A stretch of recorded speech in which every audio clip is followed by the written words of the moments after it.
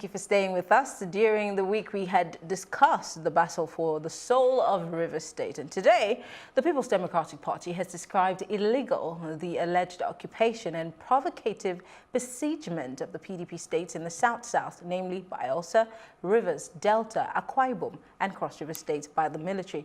Let's take a look at this story. And with us in the studio, we are being joined again by Fidel Albert. He's a legal practitioner. Thank you for staying with us, Fidel. Thank you very much. And we have just joining us Ugochukwu Ikeako. He's a political analyst. Hello, and it's good to have you join us. Thank you. It's been a while. Yeah, thank you for having me. Good to be back. So obviously everybody's wondering, when the PDP says militarization, it makes us feel like we're in some form of a besiegement, just like the PDP has said. But was that really the case?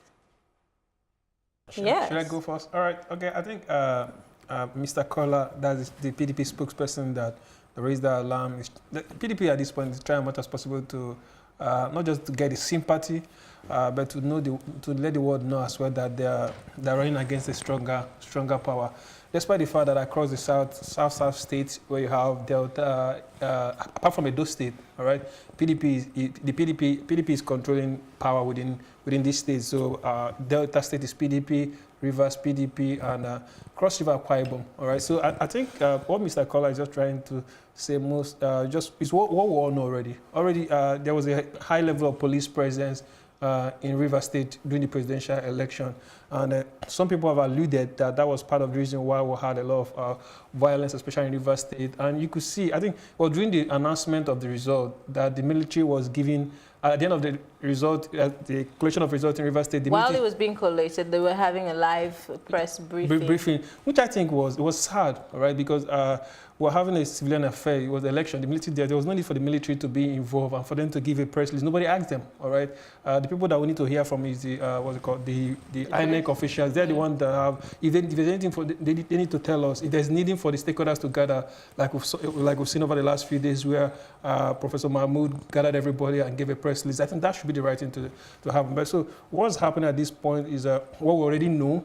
We just don't know the extent at which the military has been able to put their people down across the South state. But I think it's a sad one.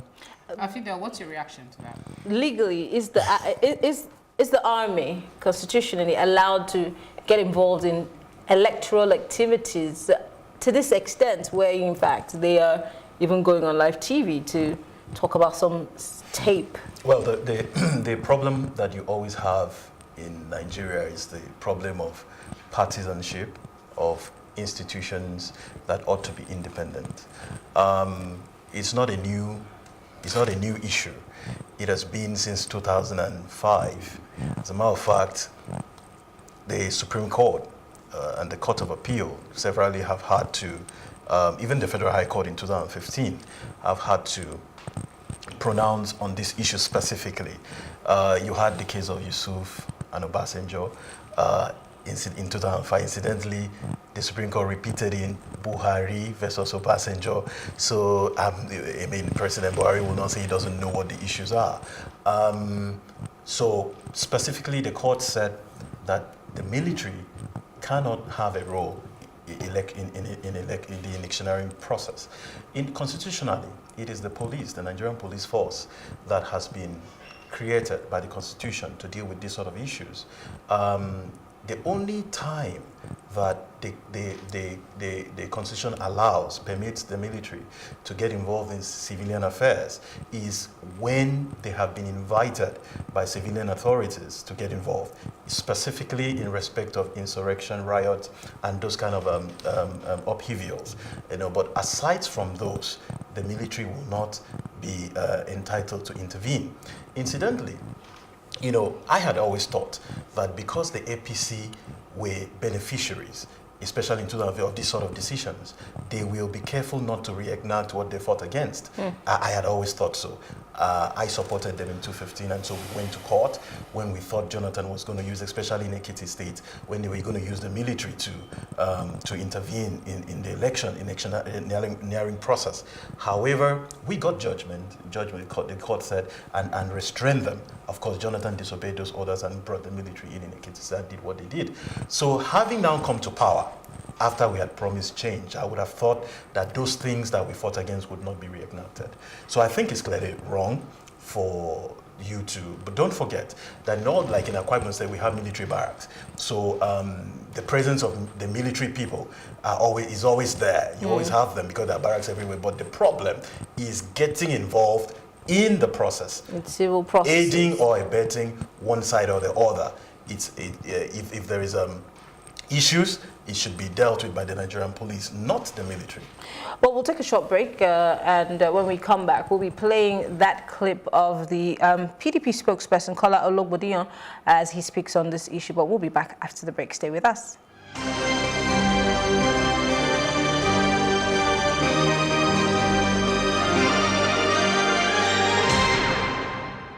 You're still watching Plus TV Africa's election studio, Nigeria Decides, and we still have our guest with us talking about the position of the opposition People's Democratic Party. Before we continue this conversation, let's take a look at the statement by the Publicity Secretary, Kola Ologbodiyan.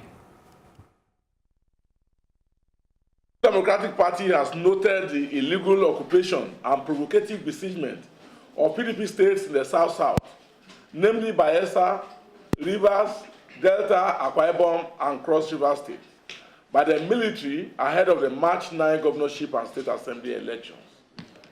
This illegal operation is to further militarize the South-South zone, use soldiers to suppress votes, and reenact the massive rigging of polls for the All Progressives Congress, as was done in the widely discredited February 23 presidential election. However, the PDP warns in very unequivocal terms that those who sow the wind should also be ready to reap the wild wind. It is clear that after using military to unleash violence, alter results, and muscle out fabricated 25% ballot for President Muhammadu Buhari across the South-South states and other PDP strongholds, the APC now wants to use the military to fight our governors, suppress our members, and forcefully take over our states.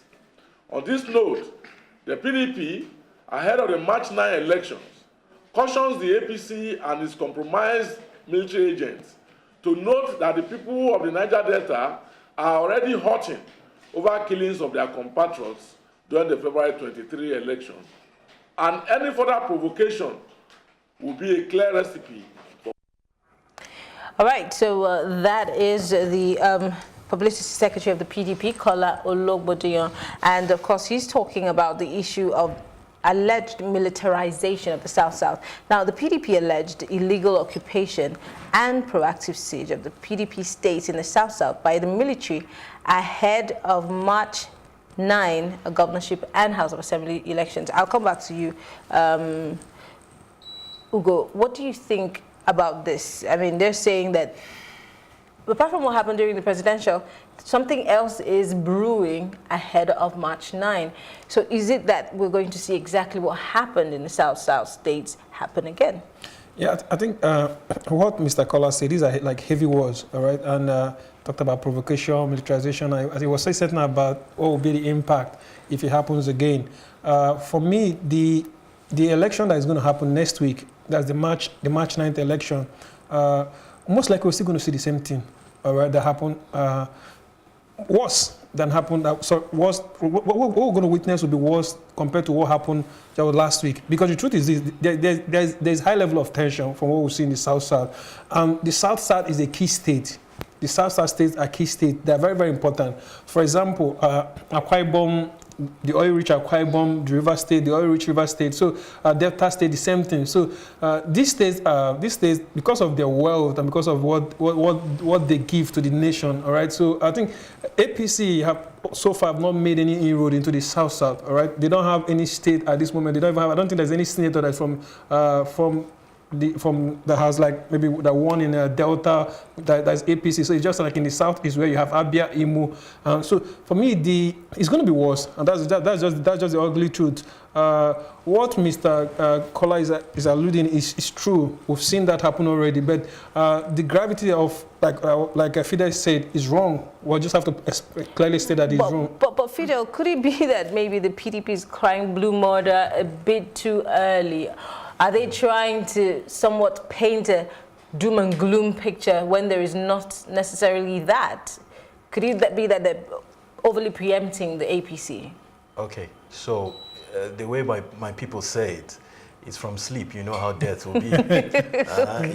Sleep is like a rehearsal for death. There are precedents. We have had antecedents of these things happening.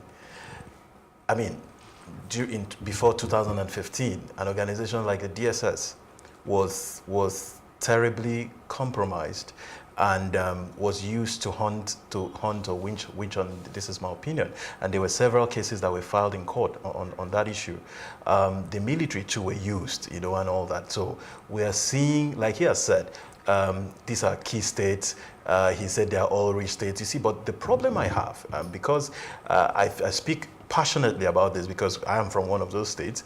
The problem I have is that nothing will really change. What they're fighting for is not really the wealth, because the wealth, the general wealth, the wealth is shared anyway. When they go to the FAC meetings, it is the wealth that are taken from these states that are shared to the 36 states, and some of which do not contribute a penny. So that is not what they are fighting for. What they are really fighting for is for what is given out of what is shared to us, what is given for us to take back. That is what whoever is fomenting this wants to control. So it is not a good omen.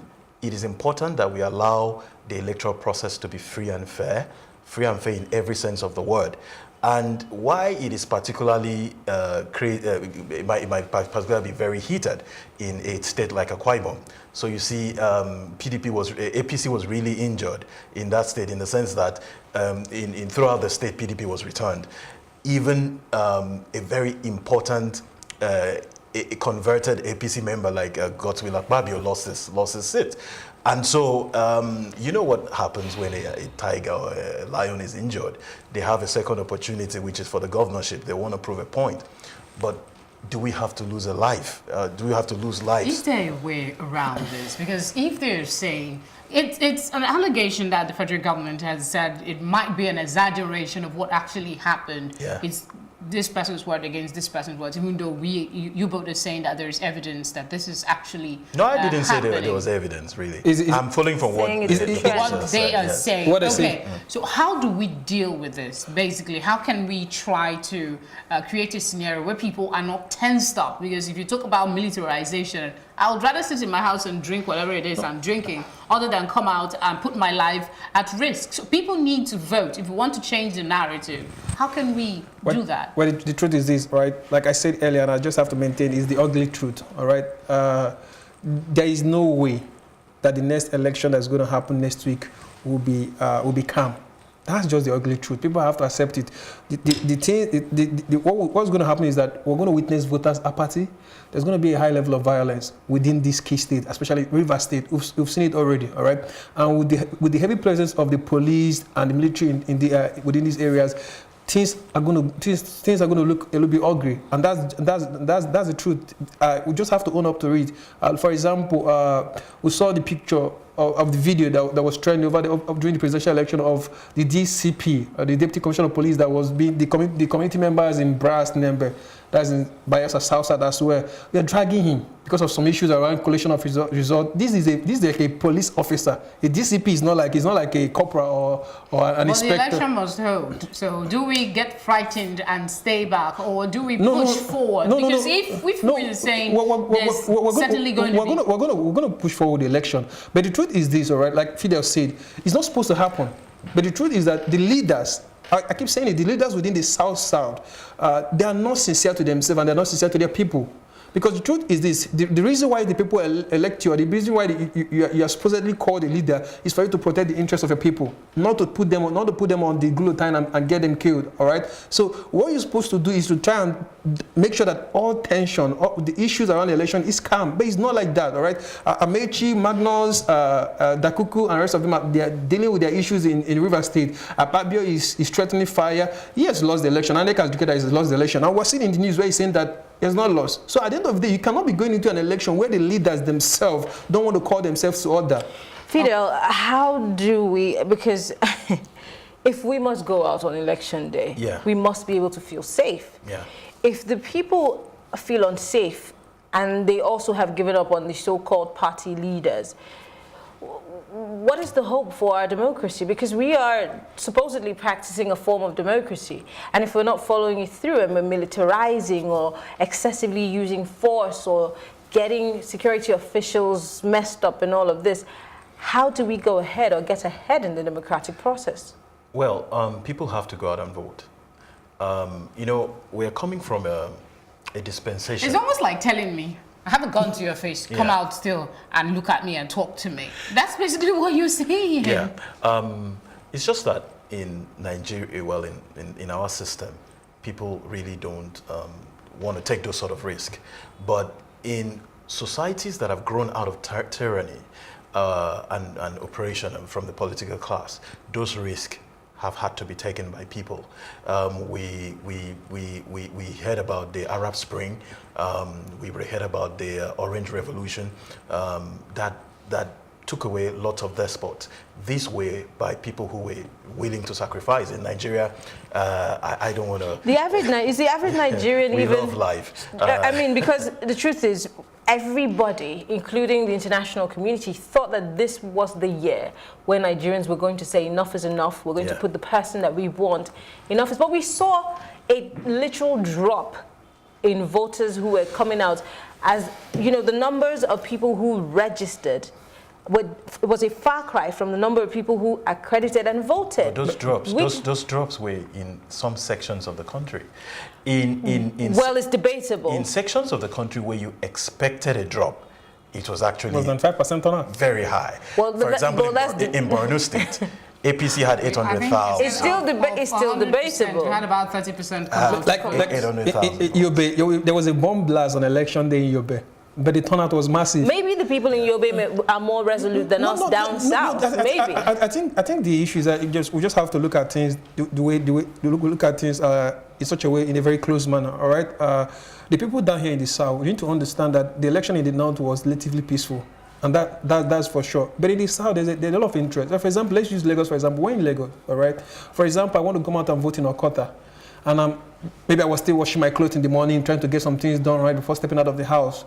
And I'm seeing on social media, my friends have gone out already to go and vote. Are the ones telling me that, hey, the street is hot, don't come out, all right? They're threatening us and the rest of them. And I said, see, these things that happen, real-time information, you're getting it. See, no sensible person, all right, we want to put him or herself in danger. See, we understand that, and we need to understand the kind of people who are in Nigeria. Nigerians, like Fidel, say we love life, all right? See, anything that will cause trouble, you know, normally say that I can't come and kill myself. It's a very popular quote in Nigeria, and we take this mentality into what we do every day, despite the fact that it's sad, all right? But the truth is that hopefully there might be a point where the people will say, okay, enough is enough, let's push this. But I don't think we're at that point. In wrapping up, March 9 is just literally knocking on our doors. If this is the scenario that we're painting, if this is the situation that we're envisaging, well, what is March 9 going to be? I mean, will we see a further drop in those numbers? We're going to see a further drop in those numbers, that's for sure. Well, I cannot say, but what I would want to, in finality, just contribute to it is to say that if INEC is serious about these things, then there has to be consequences for things for these things happening. And so if INEC has been intimated that there has been ballot snatching and all that, let the politician understand that if those things happen, then the votes coming out from those units will not count, or there will be a rerun.